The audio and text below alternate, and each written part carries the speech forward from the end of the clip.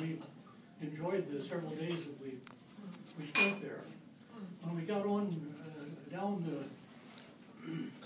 the river, another roughly 200 miles to Fort Yukon, why, it was a different story. We pulled up on the beach, and as we were pulling the canoe out, by a federal marshal drove up in a pickup. There was 3 miles of road around Fort Yukon, so they did have a few vehicles there. But he says, "You going to camp here?"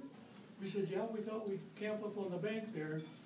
He says, "Well, I got to tell you," he says, "last night there was a 14-year-old Indian girl that was raped right over there."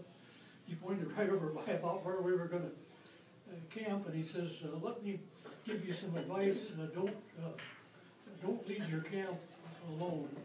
If you need to go uptown, just one of you go, and the other one stay to watch camp."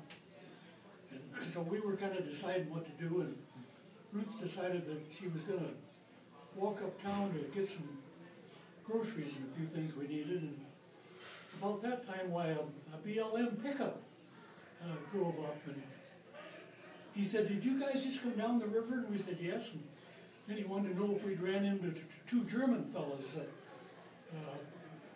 apparently hadn't checked in like they could, and their relatives in Germany were beginning to worry about them. They were long overdue. Well, we hadn't seen anybody, and we were the last party to come down the river,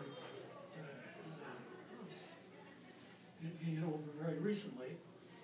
And but this BLM fellow, when he found out Ruth was going to town, he says, "Well, one of the things, we had a lot of clothes we wanted to wash, and he says, well, let me take you out to our BLM base, and there's nobody there anymore, and there's a nice laundry, and there's a shower, you can get a shower." And so Ruth left with this guy, and he brought her back about 2.5 hours later, and here she was all cleaned up. I didn't know it was the same gal.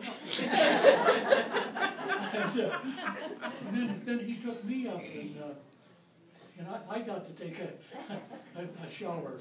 But it was kind of funny, as Ruth and this fellow were coming back, why, she needed to mail something at the post office. All she had was a $100 bill. She knew she'd have a problem with that in the post office, so she asked this BLM guy, "Where can I get this changed?" He says, "Oh, see that woman over there?"